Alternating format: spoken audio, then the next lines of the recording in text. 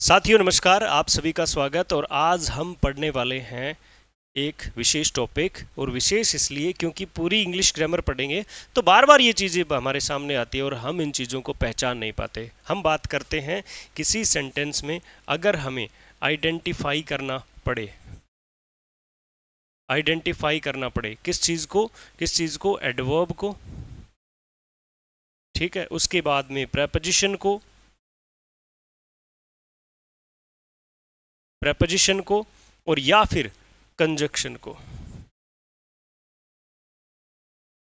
को, इन तीनों को आइडेंटिफाई करना पड़े तो हम किस तरह से देखेंगे। मुद्दा ये नहीं है कि सर हमें आता है, मुद्दा ये है कि अगर इन तीनों को एक ही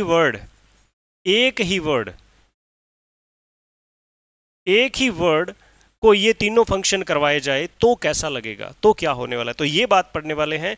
वीडियो को पूरा देखें, अंत तक देखें और समझिए इस बात को कि ये कितना इंपॉर्टेंट है। ग्रेड सेकंड के एग्जाम में पहले ही चैप्टर पे ये कहानियां छपी होती है। कॉन्फिडेंस डेवलप करने के लिए आप वहां पर वो क्वेश्चन अगर सही हो जाते हैं तो आगे बढ़ना आसान हो जाता है, लेकिन गलत हो जाते हैं तो भाई साहब कलम उठाना और अगले प्रश्न को देखना भी क्या हो जाता है, एक बहुत डिफिकल्ट टास्क हो जाता है।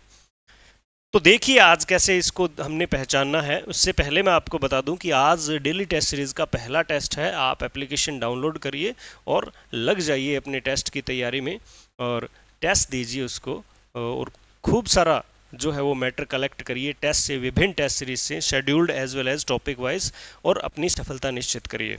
ठीक है, तो आज आप 8 बजे तैयार रहेंगे और टेस्ट आपका तैयार है, आप 8 बजे शुरू कर सकते हो।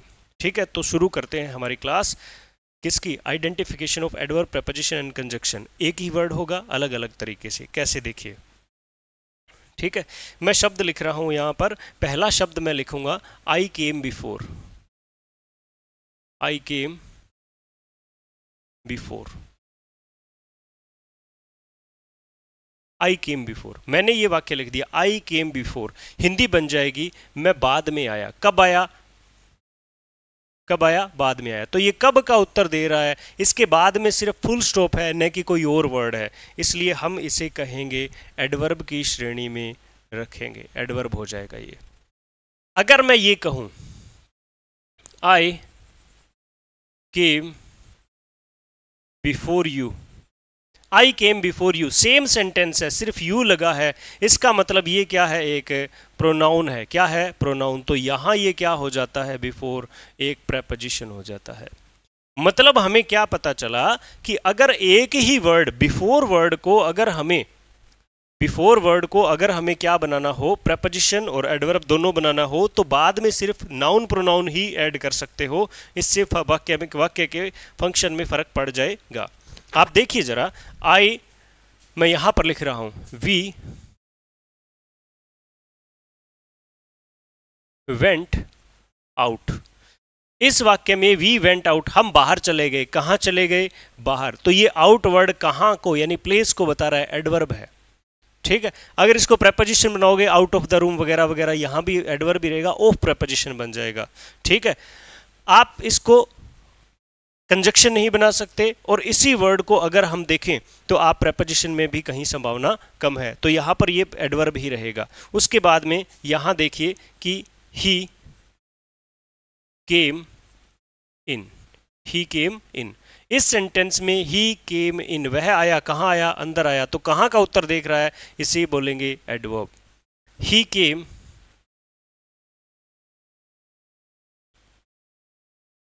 He went in the room, he went in the room. तो ही वेंट इन यहां पे क्या है? प्रेपोजिशन है। क्यों? क्योंकि बाद में क्या आ रहा है? एक नाउन फ्रेज आ रही है। क्या आ रहा है? एक नाउन फ्रेज आ रही है। तो देख रहे हो ना, यहां पर बिफोर जो वर्ड है वो एडवर्ब प्रेपोजिशन सिर्फ इसीलिए बन रहा है क्योंकि उसके बाद में नाउन या प्रोनाउन है। ठीक है, यहां पर प्रेपोजिशन इसीलिए बन रहा है क्योंकि बाद में नाउन है। तो बाद में नाउन का होना या नहीं होना एडवर्ब और प्रेपोजिशन को अलग अलग करता है। तो आप देखिए इस चीज को, आप समझिए इस चीज को। कैसे समझना है हमें कि हम इन सेंटेंसेस को देखते समय बस बाद में, जस्ट बाद में, इन वर्ड के जस्ट बाद में देखना है कि क्या है। अगर नाउन फ्रेज है, नाउन या प्रोनाउन है, तो आप प्रेपोजिशन कहिए। अगर नहीं है तो एडवर्ब कहिए। ठीक है, उसके बाद मैं एक शब्द लिख रहा हूं, कई बार एक्सेप्शन है, अपवाद है, सेकंड ग्रेड में आया क्वेश्चन है जिसमें लिखा हुआ है what are you waiting for, what are you waiting for. ये इंटेरोगेशन सेंटेंस आते हैं, where are you coming from, what are you waiting for. ये फॉर और फ्रॉम जैसे वर्ड है ना, ये क्या है, कई बार इंटेरोगेशन में आते हैं। तो यहां पर बाद में क्या है, इंटेरोगेशन है। आपको ये मिला कि यहां पर किसी प्रकार की नाउन फ्रेज नहीं आई, तो हमें क्या है, इसको एडवर्ब मान लीजिए। ये माना भी गया था बहुत सारे बच्चों के द्वारा 2018 के एग्जाम में, ग्रेड 2 में। लेकिन हमें इसका उत्तर देना है, आई am waiting for you, I am waiting for you.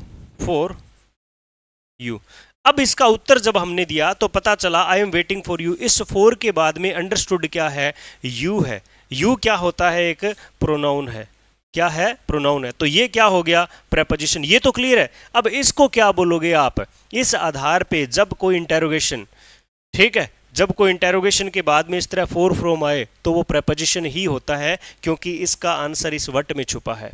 आप समझिए इस बात को कि जब कभी भी where are you coming from, what are you waiting for, ठीक है, ये दो सेंटेंस, इसी तरह के और भी कई सेंटेंस अगर आपको मिले तो इनका उत्तर देना है, इनका उत्तर देना है। और उत्तर में आप लिखोगे I am waiting for you, I am waiting for Riya, I am waiting for Manoj, I am waiting for my friend, I am waiting for my teacher, I am waiting for my student. तो for के बाद में क्या लगा रहे हो आप, कोई नाउन फ्रेज या फिर प्रोनाउन लगा रहे हो, तो ये प्रपोजिशन बनेगा।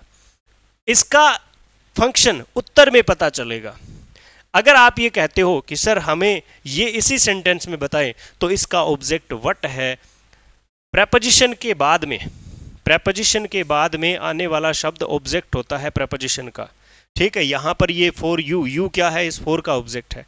उसी तरह से ये वट है, इस फोर के बाद में के सेंस में आएगा। यहां पर ये वट जो वर्ड है, इस फोर को प्रेपोजिशन बना रहा है।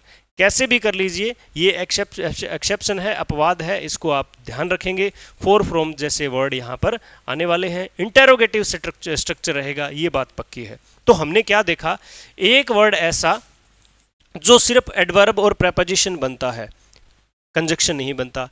एक वर्ड ऐसा जो सिर्फ एडवर्ब बनता है, इसको आगे नहीं बढ़ाया जा सकता। एक वर्ड ऐसा जो सामान्य रूल से हटके है, फिर भी प्रेपोजिशन है। और एक वर्ड ऐसा जो प्रेपोजिशन और कंजक्शन होने के साथ साथ, सॉरी, प्रेपोजिशन और एडवर्ब होने के साथ साथ कंजक्शन भी है। आई केम बिफोर यू अराइव्ड, ये सेंटेंस है। इसमें आप देख पा रहे हो कि इस बिफोर वर्ड के इधर भी वर्ब है और इधर भी वर्ब है।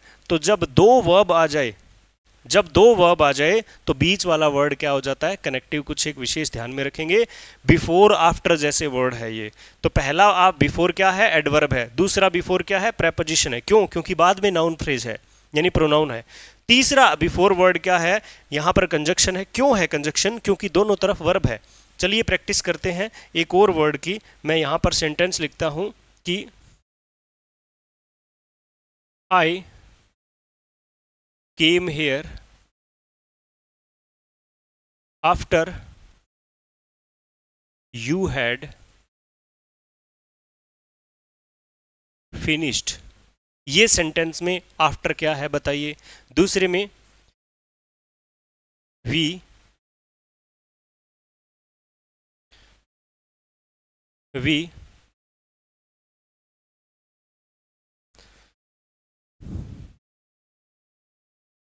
took we took dinner after you. ये आफ्टर क्या है, ठीक है, आपसे देखिए, we were cold after. We were cold after, ये क्या है? तीनों आफ्टर वर्ड के आप अगर देखो, अगर आप हमें बताएं इन तीनों के फंक्शन क्या है, तो पहले में आप देख सकते हो कि ये केम वर्ब है और ये हैड फिनिश्ड वर्ब है, तो ये क्या हो जाता है? कंजंक्शन हो जाता है। ठीक है। दूसरे में आफ्टर के बाद में प्रोनाउन या प्रोनाउन कह सकते हो इसको, या फिर नाउन फ्रेज कह सकते हो, ये आ रहा है तो ये क्या हो गया? प्रेपोजिशन हो गया। ठीक है। तीसरे में कोल्ड आफ्टर, आफ्टर के बाद में फुल स्टॉप है, हमें बुलाया गया, कब बुलाया गया, समय को बता रहा है, इसलिए क्या है? एडवर्ब है। ये कहानी होती है। मैंने आपको 3 बातें बताई है। पहला, एक शब्द तीनों बन जाए, एक शब्द 2 बन जाए और एक शब्द 1 बन जाए, और एक एक्सेप्शन बताया है, पढ़िए और एक सेंटेंस का उत्तर आप दीजिए। ठीक है, कि इसमें प्रपोजिशन है या नहीं। डोंट बिहेव लाइक दैट, ये आपको बुक रेनन मार्टिन में मिल जाएगा। डोंट बिहेव लाइक दैट, इस सेंटेंस में प्रपोजिशन है तो कौन सी है, या फिर नहीं है तो इसका आप स्ट्रक्चर लिख के बता सकते हो क्या होना है। ठीक है, मिलते हैं अगले वीडियो में। टेस्ट आज देना है, ध्यान रखें। धन्यवाद।